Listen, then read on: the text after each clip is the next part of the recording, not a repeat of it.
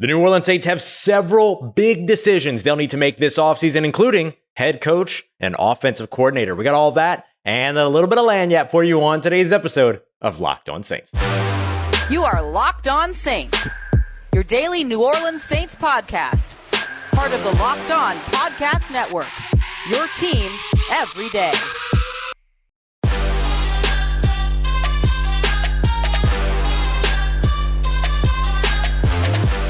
What is good, Who Dat Nation and Who Dat family? Welcome into another episode of Locked On Saints, your daily podcast covering your favorite team, the New Orleans Saints, part of Locked On Podcast Network, your team every day. Thanks so much, as always, making Locked On Saints your first listen of the day every day. Don't forget, we're free and available on all podcast apps and on YouTube as well. And I'm your host, Ross Jackson, at Ross Jackson Nola on Twitter, your New Orleans Saints expert, credential member of the media, CrescentCitySports.com, USA Today Saints Wire, Tuesdays on Locked On NFL, and here with you every single Monday through Friday, and then some on Locked On Saints. Today's episode of Locked On Saints brought to you by our friends over at Bet Online. They've got more odds, lines, and props than ever before. Bet Online, where the game starts. Thanks so much, everybody, for tuning in today for the second episode of the day as we get started with our future series. Yes, Locked On Saints two-a-days are back. We've got one series that will run with morning posts that are going to be all about kind of where the Saints are right now, looking at games, things like that.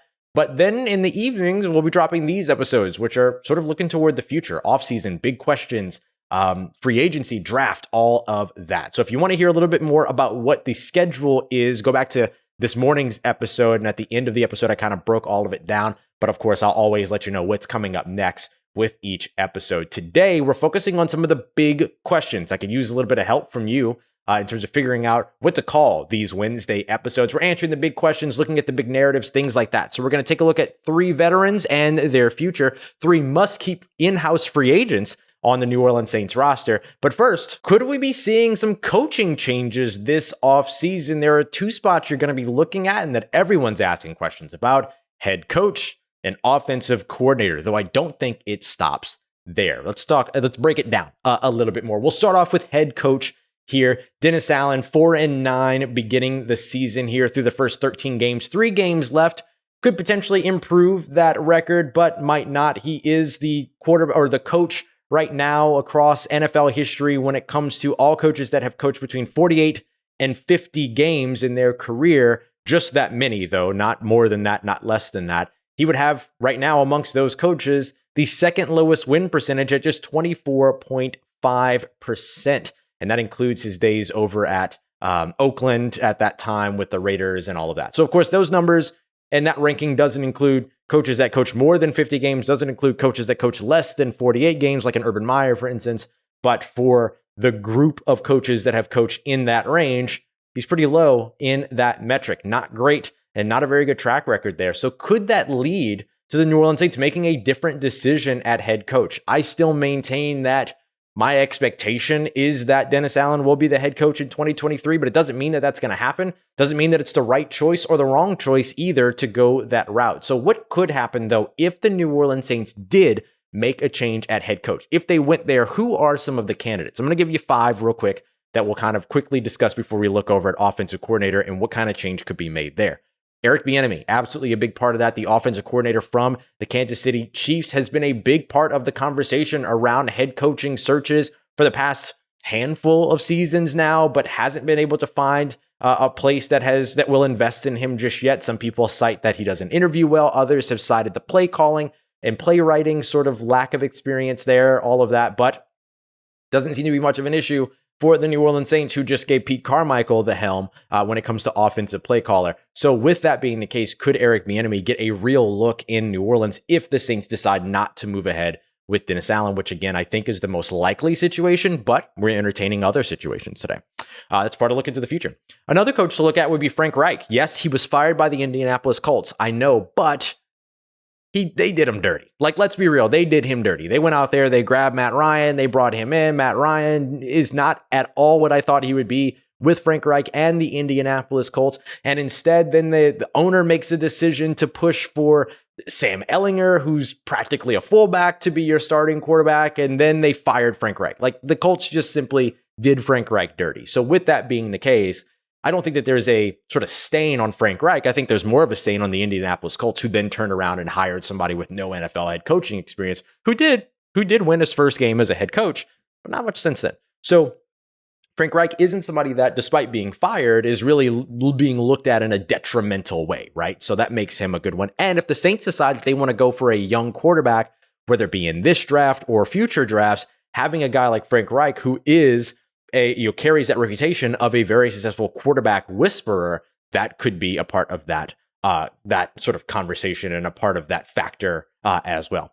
Another coach to watch out for would be Brian Johnson. I know the homies over at the Saints Twitter podcast have been all about this one. Shout out to Adam and Ryan. Brian Johnson, the offensive coordinator for the Dallas Cowboys. Just look at the Dallas Cowboys. Like, really, like, pause the show if you need to. Go and Google Dallas Cowboys offense. There you go, right? And he's another guy that does a great job with quarterbacks as well. The last two that I'll mention, Brian Flores, who did interview with the New Orleans Saints before they decided to hire Dennis Allen. Brian Flores he's the linebackers position coach right now over with the Pittsburgh Steelers. Very easily could be a head coach in the NFL again. Did some great work with the Miami Dolphins, but didn't want to move ahead with the quarterback that they had. And so that created some differences, as well as a lot of other things that have ended up in a very public lawsuit now that, all reflect about what that situation was in Miami. So Brian Flores could very easily be another guy that rises back up into the head coaching conversation. And if he does with the New Orleans Saints, could be a fun way to go. And then finally, just because I got to mention it, Sean Payton. Sean Payton's technically under contract with the New Orleans Saints, although it's very, very, very, very, very, very, very, add another 20 varies on that, unlikely that the Saints would move ahead or be able to get Sean Payton to come back. He left the team but he stepped away from coaching while working with this team because he, was burnt out. He wanted a different challenge, all of that stuff. So I don't know why he would come back to this franchise if that's the case. So I'm going to mention him just so that it doesn't go without saying, but very clearly Sean Payton, a very, very, very unlikely option. All right, quickly, let's talk about two of the other big choices that the Saints could end up making this offseason: offensive coordinator, defensive coordinator. Defensive coordinator, we'll get it out of the way quickly. Defensive coordinator does not come down to the performance of Ryan Nielsen and Chris Richard, who I think have done an excellent job with the co-defensive coordinator conversation. But if Sean Payton does return to coaching and the Saints trade his rights away to the Los Angeles Chargers, then all of a sudden, and I just mentioned the Los Angeles Chargers because I've been consistent on that all season, he might poach a guy like a Ryan Nielsen. He might hire a Dennis Allen if Dennis Allen isn't the head coach in New Orleans, back at defensive coordinator, all of that. But back at defensive coordinator for another team, Dennis Allen is not going to be the defensive coordinator for the New Orleans Saints if he's not the head coach. That's just not realistic. And so that could open up a spot at defensive coordinator. The good news, the Saints have two of them. So if one of them gets hired away, the other one can very likely still hold on to the job. I don't think you have to do much you don't have to upset much there at all. Offensive coordinator, when it comes to Pete Carmichael, though, I think that's a place that you do need to address. And I think you might have the next guy already in the building, and that's Ronald Curry. I've talked about him a ton. He came in, helped with the wide receivers, then became a quarterback's coach. Now he's a quarterback's coach and pass game coordinator. And so now you move him into offensive coordinator. That's kind of the track that he's already on. Pete Carmichael has also mentioned that he believes that Ronald Curry could go out there and call plays today if necessary. We'll see if the Saints end up maybe even making that decision before the season is out to get a look at Ronald Curry, kind of an early interview for the position there. So lots of different ways that the Saints can go, lots of different ways that they might go. They could even move a guy like Pep Hamilton over or up, things like that. So lots of options for the Saints if they do decide to make changes in the coaching staff. Again, I think head coach, I'll say like 75% of me feels that Dennis Allen will be the head coach next year. But when it comes to offensive coordinator, I think that that's more like 90%. I'm convinced that the Saints would probably make a change there. I believed almost 100% that you would only get 1 year of Pete Carmichael anyway, and then they would end up going a different direction. And that doesn't have anything to do with what we've seen from the season at all. It's just kind of what I saw, sort of the writing on the wall in terms of how that situation all unfolded.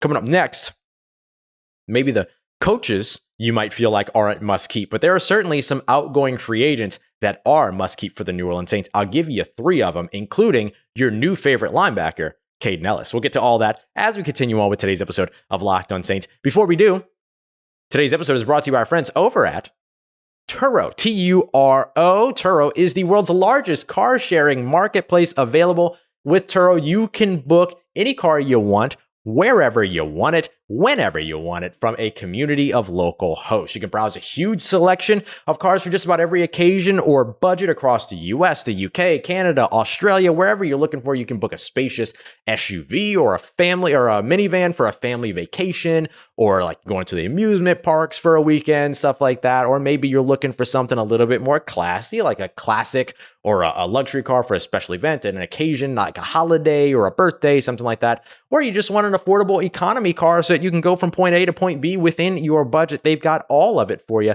over at Turo. Many Turo hosts will even deliver the car directly to you as well. Every trip is backed by liability insurance. Terms, conditions, and exclusions apply. Forget boring rental cars and find your drive at Turo.com. All right, family, continuing on with today's episode of Locked On Saints. The New Orleans Saints may be looking at some big changes. We'll certainly have some big decisions to make over the course of the offseason, but there are 3 easy decisions for them to make when it comes to outgoing free agents. Who are the 3 free agents that the New Orleans Saints should keep this offseason? We'll break that down as we continue on. Appreciate you as always. Make Locked On Saints your first listen of the day every day. Don't forget for your second listen to go and check out our good friends over at Locked On Sports Today, bringing you all the news around the wild world of sports with local insight that only the Locked On experts can provide. Find it wherever you get your podcast. All right. 3 free agents at the New Orleans Saints, outgoing free agents. These are folks who have expiring contracts that are currently on the New Orleans Saints roster that would become free agents this offseason that the Saints cannot let walk away. I got 2 for you on the defensive side, 1 on the offensive side. I told you one of them already. Let's talk about him. Kaden Elliss. How fantastic has this dude been? I mean, we knew that he was good. Like, we talked about him here on Locked On Saints since before he was drafted. And when the New Orleans Saints brought him in, what was the first thing that they did with him? They had him learn every single linebacker position. He was on the show with us a couple of times, actually, before the season began over the course of his first 2 years. And one of the things that he kind of broke down was, looking at him at Mike. And then he got a lot more. So in the middle, Mike is the middle linebacker. So that's the person that's got the green dot on the back of the helmet, the communication system. He's calling the plays, kind of quarterbacking the defense, and is kind of, in terms of his responsibilities, has every responsibility on the field right in the middle of the defense. He'll rush the passer. He'll cover. He'll, be first in the run game, all of those other things. So he learned that.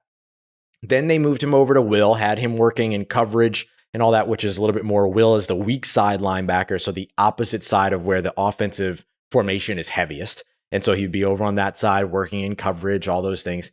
And then he played at strong side linebacker, which is a bit more of a scraper, a bit more of a thumper, downhill guy coming in the pass rush, coming in the run game, right? So he's done all of it. And then now he's been playing in Pete Werner's spot, which is a bit more of a Will linebacker spot. And he has been outstanding so far this season. Demario Davis, who he himself could be considered one of the NFL's, most hidden, best hidden treasures, called Kaden Elliss exactly that in retort. So really, really good identification, or really, really good reputation to be building, and acknowledgement to be given from one of the NFL's best at the position. I think Kaden Elliss, who's on an expiring contract this offseason, give him a contract yesterday. Number 2, David Onyemata. Listen, David Onyemata has not had the best couple of seasons. Yeah, he missed some time last year, kind of got rolling a little bit last year. This year hasn't really picked up. He's not been a very disruptive force so far for the New Orleans Saints in the pass rush game. He kind of showed that he could be at different times through the earlier portions of his career. The Saints' run defense has struggled quite a bit as well over the course of this season. He sits right now with only 3.5 sacks on the year, which actually isn't that bad. He had 2 last year, but then we've also seen him with 6.5 where he got his new contract, or around when he got his new contract and all that as well. So you'd like to see a little bit more production from him. But the fact of the matter is that he hasn't been bad, quote unquote. And so there's no reason to, get hasty and let him walk away. He's still your best interior defensive lineman, best interior defensive lineman. And the Saints don't have any interior defensive linemen on contract next year. Shia Tuttle, Malcolm Roach, Kentavious Street, David Onyemata, they're all free agents at the end of this season. So you might as well bring back the one that knows your system best, the one that is your best in David Onyemata. Number 3, finally, and this is easy, not only an easy choice, but it's also easy to do, Juwan Johnson. How good has Juwan Johnson been? I mean, it's unfortunate that he was injured this past week, but goodness, he's just been awesome. And that is tough for a guy who was transitioning positions, right? He started off as a wide receiver, transitioned over to tight end, played extremely well in his first year there as a majority pass catcher, but then here this season, developed as a run blocker, developed as a pass blocker, and even got better as a pass catcher and route runner. I mean, this guy should be going nowhere. Here's why it's easy for the New Orleans Saints to keep 83 in the black and gold, though. He's a restricted free agent at the end of this season. So there's a couple of different classifications of free agents when your contract expires. It has everything to do with how you joined the league, how long you've been in the league. Those are the two things. So if you join the league, let's say as an undrafted free agent, and you've only been in the league for, let's say, 2 years, a la what will happen with Rashid Shaheed in 2023 or after the 2023 season, you become what's called an exclusive rights free agent, which means that if the team that signed you offers you a 1-year minimum deal, you cannot negotiate with any other teams. As long as they get right of first refusal, that club, so the Saints will have right of first refusal, for instance, for Rashid Shaheed. So once they make him an offer, he can't go anywhere. The next piece is that if you've been in the league for more than 2 years, but you joined as an undrafted free agent, if you become a free agent off of your original deal with it expiring, then you become what's called a restricted free agent. That's where Juwan Johnson is. Otherwise, if you've been in the league for a while, you were drafted, all this other stuff, you become an unrestricted free agent, i.e. you can go out and you can talk to anybody you want.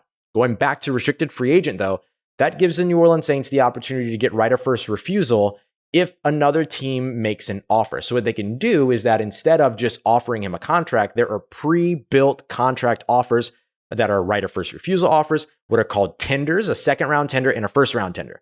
All that means is right of first refusal means you put a contract offer in that matches whatever those terms will be going into 2023. And if any team makes him an offer, you as the kind of team that owns the rights gets an opportunity to match that offer or let him walk.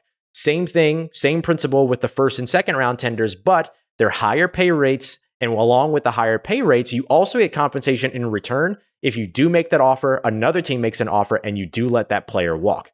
That would mean that if a first round tender, which would be the most expensive, you put that down, a team also puts down an offer on him, and you choose not to match that offer, you get a first round pick in return. Second round tender, same thing, you get a second round pick in return. That's what Deontay Hardy is on this season, or was on this season. It was around $5 million or so to get that done, which should be around that same range next year with a higher salary cap. Salary cap expected to make a jump of $20 million or near $20 million going into 2023. Saints should have no problem putting down a second round tender on Juwan Johnson and then even matching a contract if another team does make an offer. Juwan Johnson should be, and very likely will be, a New Orleans Saint in 2023. So Juwan Johnson, David Onyemata, Kaden Elliss, those are all guys that should be sticking around.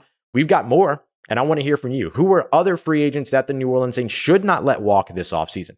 In the meanwhile, while you're thinking about that, or while you're dropping it below or sending me a tweet, let's discuss 3 veterans and their future, including why the New Orleans Saints should do everything that they can to keep Cameron Jordan in the building going into 2023. We got all that coming up for you as we continue on to wrap up today's episode of Locked On Saints.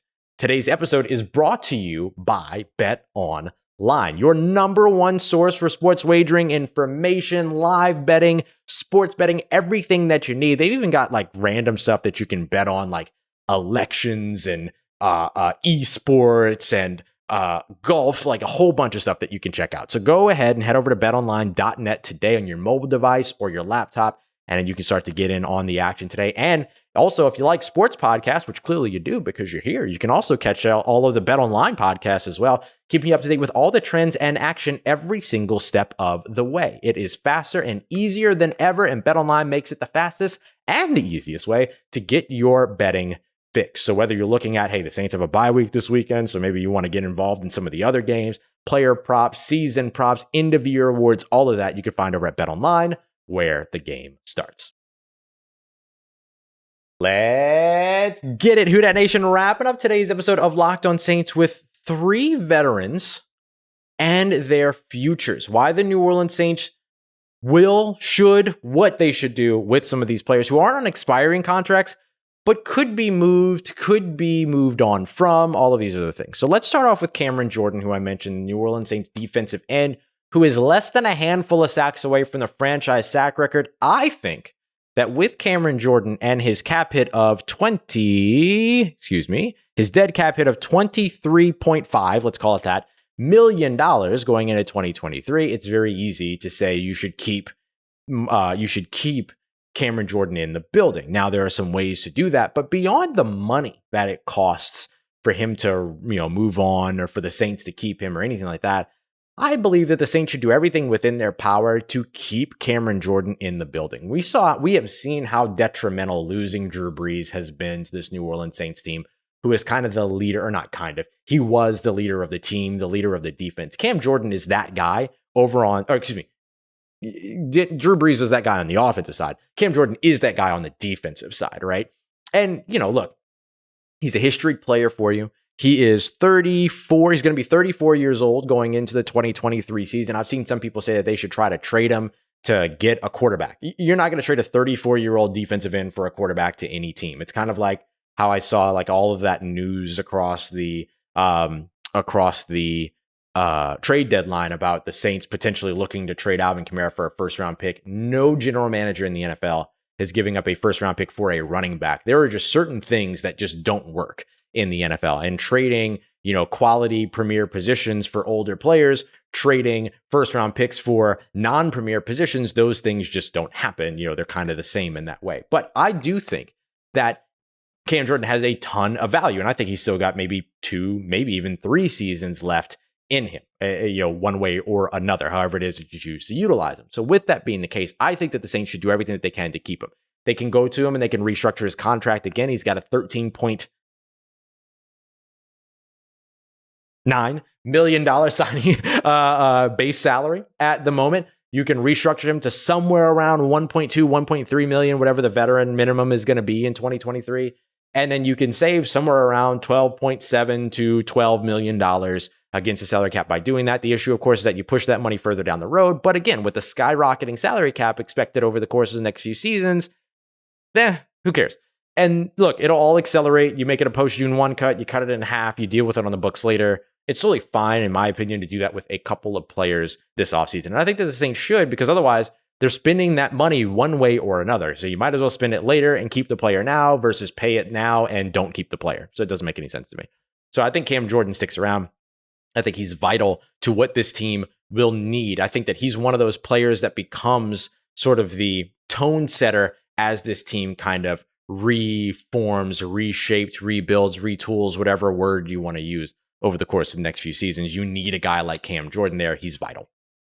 Tyrann Mathieu, a little bit of a different story, because he was somebody that was added this past offseason that everyone, including myself, was very excited about to see him back in New Orleans. And now people are ready to move on from him already. I think Tyrann Mathieu is a New Orleans Saint in 2023, unless he retires.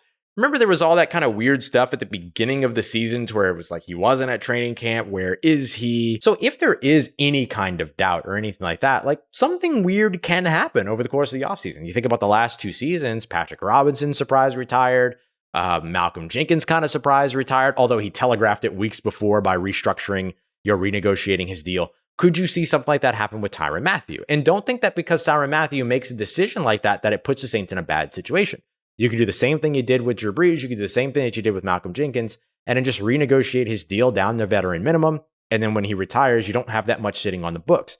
Now, if he stays, which I think is most likely, unless something surprising like that happens going into 2023, then I don't think you're in a bad position at all. His cap hit isn't that much.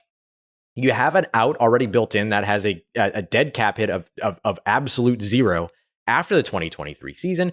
If it doesn't work out, it doesn't work out. But for Tyrann Mathieu, one of the things that he told us in his introductory pressers after signing with the team was that like he wanted to finish his career here. Like, God willing, that's what he wanted to do. And so I wouldn't be surprised to see him stick around in New Orleans, or at least want to stick around in New Orleans. Now, if you make some change at head coach, you change the defensive philosophy and all those things, then obviously that ends up being a huge variable and a huge factor in all of these conversations. But as of right now, in terms of what you're expecting to see going into 2023, I wouldn't be surprised to see Tyrann Mathieu back in the black and gold. And I don't think that's necessarily a bad thing. I think the safety position gets a bad rep. He's had some good moments. He's had some bad moments, but the bad moments are the ones that are always going to stick out because broadcast views of the NFL suck, and it's detrimental for defensive interior players and safety players in terms of the public perception. But you look at the numbers, you look at what he's done so far this season, he has not been a bad player for you. Give him another season after being in your system. Finally, big name here. What about wide receiver Michael Thomas? what do you do? Do you trade him? Do you move on from him? Now, his contract is a little bit cost prohibitive in terms of some of those decisions, but you can make some things happen around him, and he still packs some value despite his injury history and all of that. He's young and plays a premier position, young enough at that position. It's not like the Cameron Jordan situation to where, you're going into 34, which is considered quote unquote old, as I say at 32 years old in the NFL. But for Michael Thomas, who is still one of the most electrifying players in the NFL when he's healthy, he does pack some value. So could the Saints end up doing that? What I think is most likely, one way or another, whether they keep him on the roster or they trade him, is that they will fully renegotiate, different word than restructure, renegotiate his deal. What that means is going to him and effectively saying, okay, we as the New Orleans Saints paid you X amount of money, but you have not been on the field for effectively 2 seasons, let's say. You've been dealing with the injury, all those other things, completely understand that, but we've invested a ton of money in you already. You haven't been able to be out on the field, so we need to renegotiate this deal moving forward to reflect what you have been versus what you were, and even after, right? Because he still set an NFL record right after they gave him the contract, and what you were or what you have been since we gave you the new contract. And then you end up renegotiating with him and then settling on a new set of terms on the contract that lowers the cap hit, which makes him A, tradable, also B, affordable to keep on your roster, because I still think he's a very good player. You saw that early on in the season when he was healthy, but unfortunately had the injury against the Carolina Panthers. The third week of the season, but he had already had 3 touchdowns through 3 games going up to that point and was already somebody that was, a clear focus for this offense that I think you would say, like, if you could have a healthy Michael Thomas on this roster right now, that the roster would be better, then absolutely you're right in that case. So I think with Michael Thomas, whether he's on the roster next year, whether he's not, a full renegotiation of his contract feels likely before any other further decisions are made. All right, y'all. Coming up tomorrow, 2 more episodes for you. 2-a-days are back. It is Thursday, but because it's a bye week, we don't have crossover Thursday, so we're just kind of pushing Film Watch Wednesday to that day. So we'll do a little bit of the film breakdown stuff, take a look at some of the places where the New Orleans Saints could have done better, what went right, what went wrong, all that kind of stuff like we usually do. That'll be our part of the present series of episodes. That'll be uploaded for you in the morning before noon. The evening around 5 p.m., 6 p.m. show, which will be our future series moving forward, that's going to be a little bit more focused on draft profiles. I want to spend the entire episode talking about the potential of Hendon Hooker for the New Orleans Saints. Age, injury, skill set, does it match? Does it fit? Should the Saints? Shouldn't the Saints? When should? When shouldn't? We will break all of that down in tomorrow's episode. We'll look at the injury. We'll look at the return timeline. We'll look at the age. And of course, we'll talk about whether or not the Saints should or should not invest in Hendon Hooker this offseason. We got that coming up for you as we continue on throughout the week here at Locked On Saints. Appreciate you as always, making me a part of your day. And of course, making this your first listen of the day. Make sure you go and check out Locked On Sports today as well for your second listen, so you get all that news around the world of sports, including the take of the day, biggest news, biggest stories, all of that ready for you on YouTube or wherever you get your podcast. Once again, thank you so much for making me a part of your day, a part of your routine. As always, if you see me, say hi. And if you have any other questions or you want more around your New Orleans Saints in between these episodes, make sure you follow me on Twitter at Ross Jackson, NOLA. Hit me up. Let me know the family zone. Let me know how you live. And let me know how you're momming them. And trust Who Dat Nation. I'll holla at you.